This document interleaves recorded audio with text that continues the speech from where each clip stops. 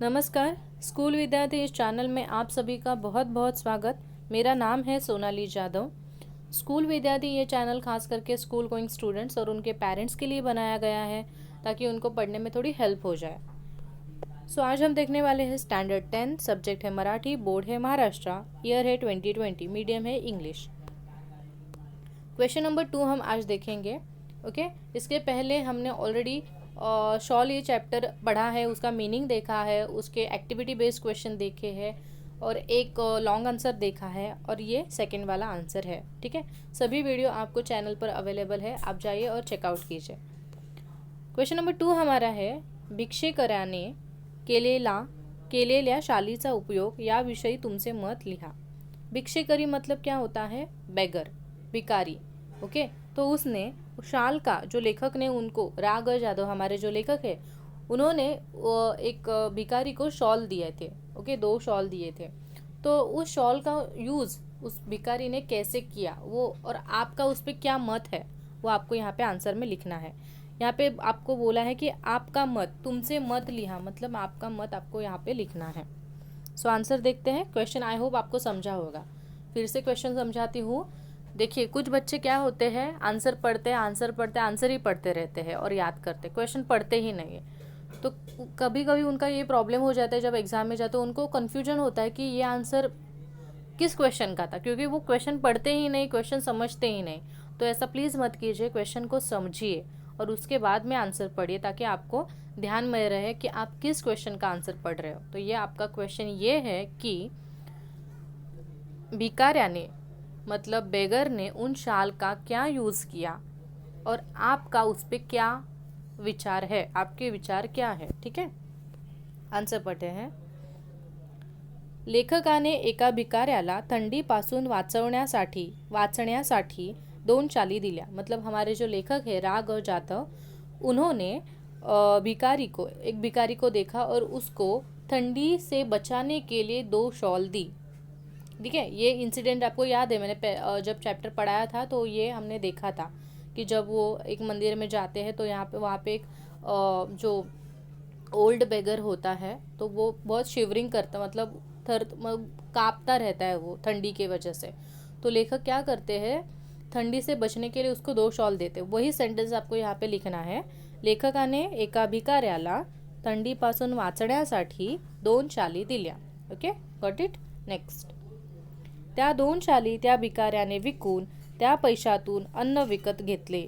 वो 2 शॉल उस भिखारी ने बेच दिए और उनमें से जो पैसा आया, वो पैसे में से वो भिखारी ने क्या किया, अन्न लिया, अन्न विकत घेतले, मतलब खाने की चीज़ उसने बाय की। ओके, खरीदी। त्या अन्नातून त्याने त्याची भूक भागवली। उस अन्न को खाकर उसने उसकी जो भूख थी वो क्या, बुझाई। भागवली मतलब भूख बुझाना, भूख पूरी करना। ठीक है, त्या भिकाऱ्याला शरीराच्या उबेपेक्षा अन्नाची गरज जास्त वाटले। वो जो बेगर था, वो जो भिखारी था, उसको शरीर की ऊब का मतलब होता है वार्म। ओके, मतलब शरीर को वार्मनेस से अच्छा उसको क्या लगा कि पहले पेट की जो भूख है उसको बुझाना उसको ज़्यादा इम्पॉर्टंट लगा। ठीक है, त्या भिकाऱ्याला शरीराच्या उबेपेक्षा मतलब शरीर के गर्मी से अच्छा उसको अन्न की गरज का मतलब होता है नीड।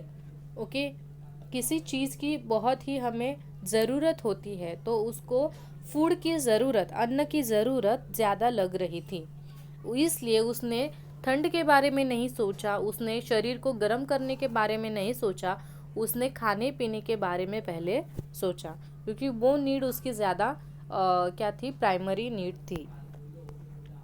5th पॉइंट है, त्यामुळे त्याने जास्त विचार न करता त्या शाली विकल्या। इसलिए उस भिखारी ने ज़्यादा कुछ बिना सोचे, ज़्यादा न सोचकर उसने वो दोनों शॉली बेच दिया। शॉली नहीं मतलब शॉल। ओके, तो दोनों शॉल मतलब हम मराठी में शाली बोलते हैं उसको। एक शाल होती है, अनेक शाली होते हैं। Okay, plural. तो उसने वो दोनों शॉल थे वो बेच दिए। त्यामुळे मला भिकाऱ्यांनी केलेल्या शालीचा उपयोग योग्य वाटतो। तो आपका भी मत आपको पूछा था कि आपको क्या लगता है ये सब जानने के बाद में आपको क्या लगता है कि वो जो भिखारी था उसने सही किया कि गलत किया, तो वो आपको लास्ट पॉइंट में लिखना है। तो मैंने यहाँ पे लिखा है, मेरा मत मैंने लिखा है, त्यामुळे मला भिकाऱ्याने केलेल्या शालीचा उपयोग योग्य वाटतो। इसलिए मुझे भिखारी ने जो शॉल का यूज़ किया वो मुझे योग्य लगता है, मुझे बराबर लगता है। क्यों बराबर लगता है?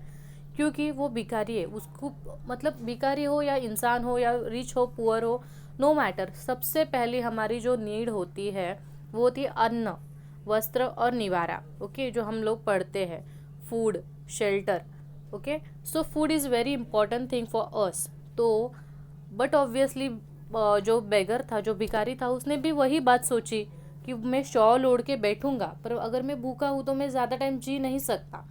ओके, पर मैं कुछ खाऊंगा तो कम से कम ये ठंड के बाद में मुझे इतना नहीं महसूस होगा जितनी मुझे भूख महसूस होती है। ठीक है, तो उसने वो शॉल बेच के खाना खाया, खाना बाय किया और खा लिया। तो मुझे ये जो डिसीजन है उसका, उसने जो शॉल का ये यूज़ किया वो मुझे बराबर लगता है उसके हिसाब से। ठीक है, सो इतना ही आपको लिखना है इस क्वेश्चन आंसर में। ठीक है, तो एकदम छोटा आंसर है, एक बार मैं फिर से मराठी में आपको रीड करके बताती हूँ। और सबसे इम्पॉर्टेंट चीज़, मैं पॉइंट में आपको पता है किस लिए देती हूँ, क्योंकि आपको इजी वे में थोड़ा समझ है। ओके, और दिखने भी आपको क्लियरली वो सब इमेज दिखे, इसके लिए मैं पॉइंट वाइज लिखती हूँ। आपको मराठी में पॉइंट्स नहीं डालने, आपको एज इट इज़ और सब मिक्स करके लाइन टू लाइन आपको लिखना है। ठीक है, सो रीड करती हूँ। लेखकाने एका भिकाऱ्याला थंडीपासून वाचवण्यासाठी 2 शाली दिल्या. त्या 2 शाली त्या भिकाऱ्याने विकून त्या पैशातून अन्न विकत घेतले. त्या अन्नातून त्याने त्याची भूक भागवली. त्या भिकाऱ्याला शरीराच्या उभेपेक्षा अन्नाची गरज जास्त वाटत होती, त्यामुळे त्याने जास्त विचार न करता त्या शाली विकल्या. त्यामुळे मला भिकाऱ्याने केलेला शालीचा उपयोग योग्य वाटतो। ओके, ऐसे आपको सिंपल एज इट इज़ लिखना है। क्वेश्चन आंसर याद करने की मैंने आपको टेक्निक बताई थी कि आपको एक लाइन कम से कम 7 टाइम्स रीड करनी है और उसको लिखना है। ठीक है, तो जिन बच्चों का लिखने का प्रॉब्लम है काना मात्रा का, तो उनको लिख के ही प्रैक्टिस करनी है। धीरे धीरे आपको ऑटोमेटिकली सब चीज़ें समझ में आएगी। ठीक है, अभी आपके पास बहुत सारा टाइम है, तो ये टाइम का आप यूज़ करिए। और लैंग्वेज वाला जो सब्जेक्ट होता है वो पहले से आप कवर करेंगे, तो आप बाद में साइंस और मैथ्स, अलजेब्रा, ज्योमेट्री पर ज़्यादा फोकस कर पाओगे। ठीक है, सो आपको ये वीडियो कैसी लगी? अच्छी लगी है तो प्लीज़ लाइक कीजिए वीडियो को, चैनल को सब्सक्राइब कीजिए और आपके जो 10th वाले बच्चे हैं, दोस्त हैं, उनके साथ ये वीडियो ज़रूर शेयर कीजिए। Okay, so thank you so much for loving me and supporting me. आपके कुछ डाउट होंगे तो ज़रूर कमेंट सेक्शन में जाइए, कमेंट कीजिए। ओके, किसी भी लैंग्वेज में आप कमेंट कर सकते हो यहाँ पे, हिंदी, इंग्लिश और मराठी में। मैं एज़ पॉसिबल एज़ वहाँ पे रिप्लाई देती हूँ। So thank you so much.